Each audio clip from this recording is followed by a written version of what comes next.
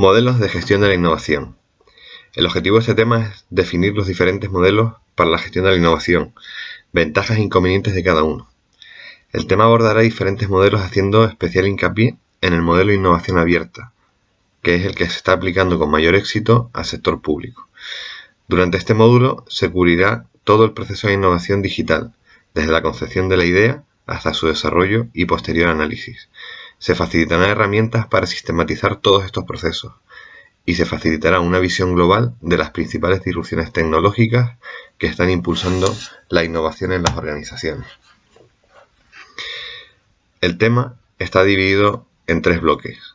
En primer lugar, nos centraremos en comprender el proceso de innovación y sus distintas etapas.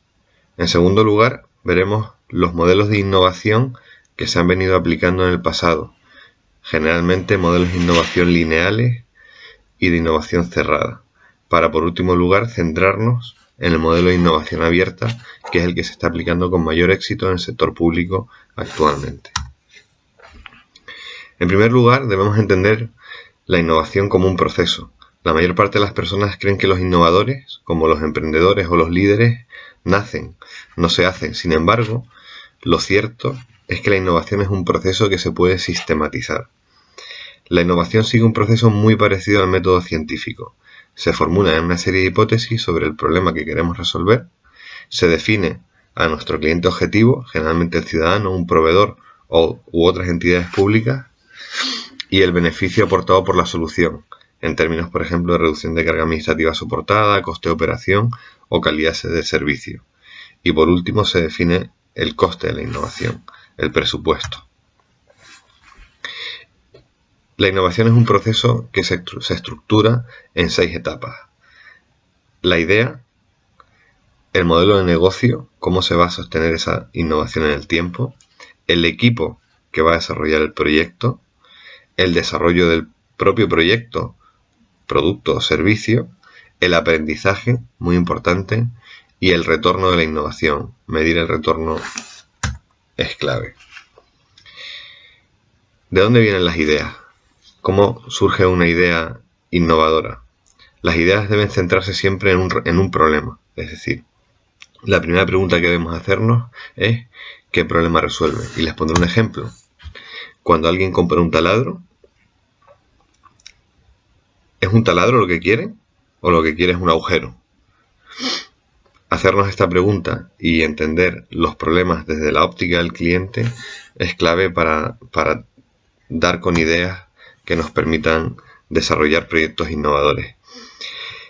Y es que la idea no es una idea cualquiera, sino algo que resuelve una necesidad real y latente de los usuarios, que o no está resuelta o está mal resuelta por las soluciones actuales.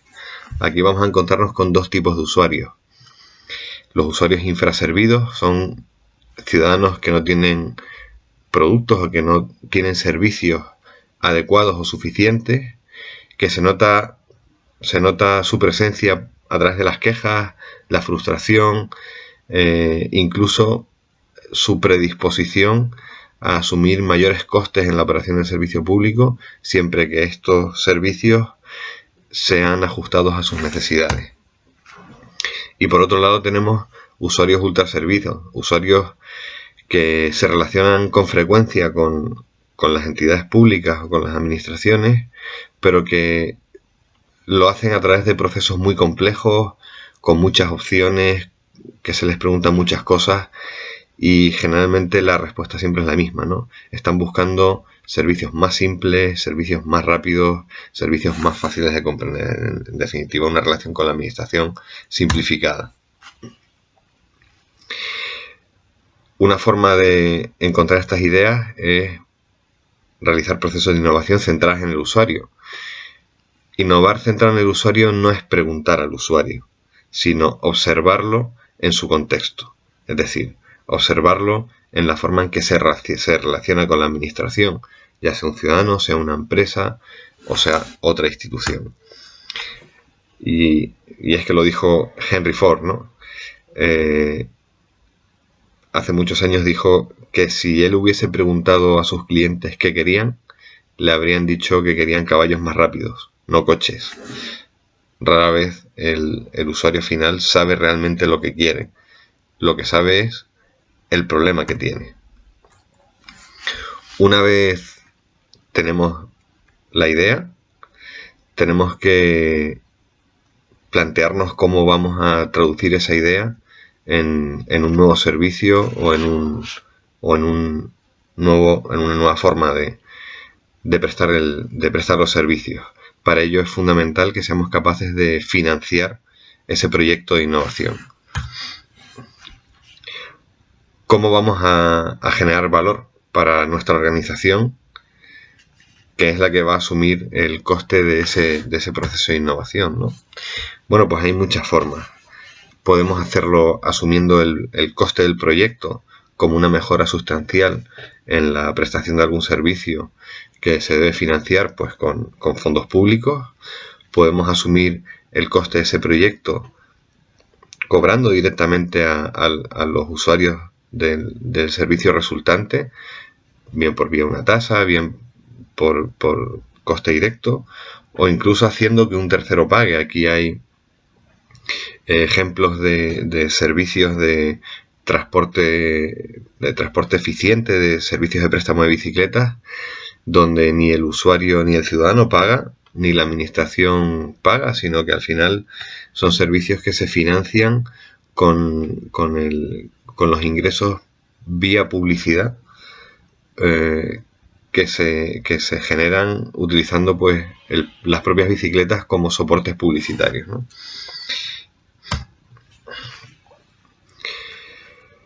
En tercer lugar, debemos ser capaces de construir un equipo que sea capaz de desarrollar ese proyecto de innovación y que sea capaz de hacerlo con la mayor tasa de éxito posible.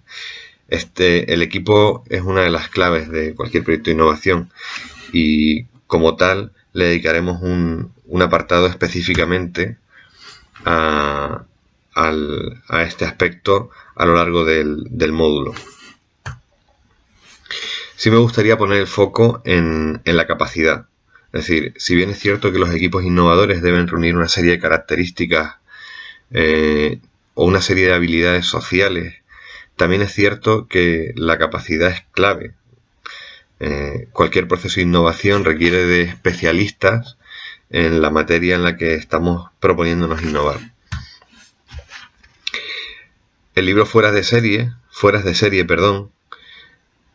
de Malcolm Gladwell, que hace un estudio de por qué unas personas tienen éxito y otras no, establece que para que una persona sea especialista o haya adquirido una capacidad elevada en algún tipo de área de conocimiento, debe haber dedicado entre 5 y 10 años a trabajar o investigar en ese área de conocimiento, teniendo en cuenta que cada año tiene aproximadamente unas 1.800 horas laborables. Estamos hablando de que esa persona debería haber acumulado aproximadamente 10.000 horas trabajando o estudiando sobre una temática, un área de conocimiento específico, para que lo pudiésemos considerar como un experto en esa materia. Por último lugar, además del equipo, es absolutamente importante el contexto, ser capaces de generar una cultura innovadora en nuestra organización. Además de los equipos, otra de las claves en cualquier proceso de innovación es el contexto. Ser capaces de generar una cultura innovadora en el seno de nuestra organización va a ser clave para que los proyectos puedan acabar en éxito. Y cuando hablamos de cultura innovadora no estamos hablando de otra cosa que la gestión del fracaso. Gestionar los fracasos de forma adecuada es clave para que nuestros equipos innovadores puedan asumir riesgos en los proyectos. Un ejemplo de este tipo de cultura es la empresa Tata. Tata entrega un premio todos los años al mejor proyecto fracasado siempre que el proyecto haya sido bien ejecutado. Es decir, proyectos que hayan seguido los procesos adecuados, que hayan sido bien ejecutados, que la idea se haya analizado correctamente, que se haya montado un buen equipo, que se haya desarrollado y que finalmente hayan tenido éxito, pueden resultar premiados cada año en esta empresa. Esa es una forma excepcional de gestionar el fracaso, ¿cómo no? Bueno, una vez tenemos el equipo, debemos pasar a la cuarta fase, desarrollar el producto o servicio, es decir, llevar esa idea a la práctica y ponerla a disposición del ciudadano. La clave de esta etapa es ser rápidos. Fallar es muy habitual en los procesos de innovación. Lo importante es hacerlo cuanto antes y descubrirlo cuanto antes. Por eso, en el desarrollo de productos innovadores se están imponiendo las metodologías de desarrollo ágil, como por ejemplo Scrum, sobre otras metodologías de gestión de proyectos mucho más rígidas, mucho más estándar, más orientadas a proyectos de desarrollo industrial o proyectos de desarrollo tecnológico no innovador.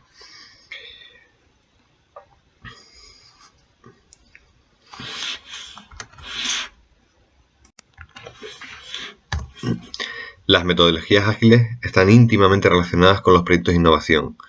Son metodologías que están basadas en dos principios, la iteración y el desarrollo incremental.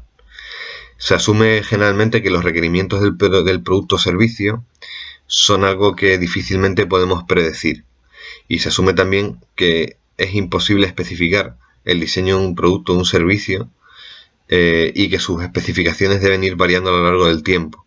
Por eso ese modelo de iteraciones, en el que vamos al final de cada iteración vamos generando entregables que, si bien no recogen todo el alcance del proyecto, sí son totalmente funcionales.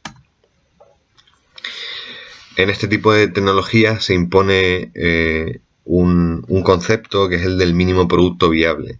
Mínimo producto viable es ese servicio o producto con esas características mínimas que necesitamos para validar que nuestra idea realmente es útil para el público objetivo, ciudadanos, otras empresas, otras instituciones, y que nos permite con el menor esfuerzo posible validar que esa idea realmente es de utilidad, para, si es así, seguir desarrollando ese producto o servicio hasta llevarlo a una cota mucho mayor de calidad y de alcance, y para, si no es así, tener la oportunidad de pivotar o ir haciendo cambios en esa hipótesis original, en esa idea, hasta dar con una especificación de servicio que sea adecuada, o simplemente abandonar el proyecto. Bueno, entramos ahora en las dos últimas fases. La primera de ellas es la del aprendizaje. Es la quinta fase de este proceso de innovación y es clave. Lo hemos dicho antes, pretender innovar sin fallar es lo mismo que correr sin sudar. Es decir, la innovación está vinculada a los fallos, a los fracasos. ¿Por qué? Porque todas las innovaciones suponen un riesgo importante en la medida en la que estamos adentrándonos en lo desconocido, en servicios o productos que otros no han hecho antes y que por lo tanto no sabemos si van a funcionar. La máxima en este sentido es fallar rápido y barato, fallar mucho, que significa que estaremos innovando mucho, y fallar de una forma en la que puedas asumir el coste de ese fallo, ¿no? Es decir, que ese fallo no te haga, pues generar no te genere unas deudas inasumibles o no te genere una falta de credibilidad inasumible. Para esto es importante que cada organización describa sus márgenes o su tolerancia al fallo, de tal forma que esa cultura o esa tolerancia al fallo sean compartidas por todos los miembros de su organización y que todos los fallos sean cometidos dentro de esos umbrales, lógicamente sin ser penalizados. Si un proyecto se ejecuta para validar una hipótesis y la ejecución es correcta, se ha planificado con el menor coste posible y la ventaja potencial recomendaba hacer ese esfuerzo, lo lógico sería no penalizar el fracaso. creo que este módulo va acompañado de unas lecturas muy interesantes sobre cómo gestionar el fracaso y cómo las personas reaccionan de formas distintas ante situaciones de fracaso. Por último, debemos ser capaces de medir la rentabilidad. De hecho, en este módulo dedicaremos un apartado especial a sistemas de cálculo de rentabilidad de los procesos de innovación digital en el sector público. Si bien es cierto que no hay una forma aceptada, no hay un estándar de facto en el sector público de cómo medir el retorno a la innovación, y si bien hay métricas, estas suelen dar resultados generalmente dispares, principalmente por dos motivos. El primero de ellos es que trabajamos en un entorno de incertidumbre muy alto, y el segundo de ellos es que generalmente la inversión y el retorno suelen estar desacoplados en el tiempo. Es decir, los procesos de innovación no siempre producen resultados como un output del proceso de innovación. En cualquier caso, es importante tener ciertas métricas de cara a medir el impacto de la innovación para poder justificar de una forma sostenida en el tiempo la inversión, sobre todo financiera y de recursos, en procesos de innovación. Hablemos ahora un poco de los distintos modelos de innovación. Vamos a centrarnos en primer lugar en los modelos de innovación cerrada, que son los modelos que explican la evolución a lo largo de la historia de los procesos de innovación, para al final centrarnos o comentar el modelo de innovación abierta, que es el que realmente está teniendo un mayor impacto y mejores resultados en el sector público actualmente. Bueno, para hablar de los modelos de innovación cerrados, vamos a comenzar hablando de los modelos lineales, que son los más antiguos. Existen dos tipos de modelos lineales de innovación: el de impulso de la tecnología y tirar de la demanda, según cuál sea el detonante de ese proceso de innovación. Solemos hacer referencia a estos modelos como de primera y segunda generación respectivamente, y ambos se caracterizan por su concepción lineal del proceso de innovación. La innovación tecnológica es descrita como un proceso de conversión en el que hay unos inputs que se convierten en productos a lo largo de una serie de pasos, ¿no? Es decir, generación de la idea, desarrollo del proyecto, puesta en explotación, medida. Bueno, el modelo lineal resulta sumamente útil para entender de forma simplificada y racional cómo es el proceso de innovación, porque al final son etapas estancas, no retroalimentadas y secuenciales, pero es un modelo que presenta muchísimas deficiencias y que no responde a prácticamente ninguna de las situaciones reales que nos vamos a encontrar cuando afrontemos proyectos de innovación, ¿no? El segundo de los modelos es el modelo por etapas. Estos modelos, al igual que el modelo lineal, consideran la innovación como una actividad secuencial.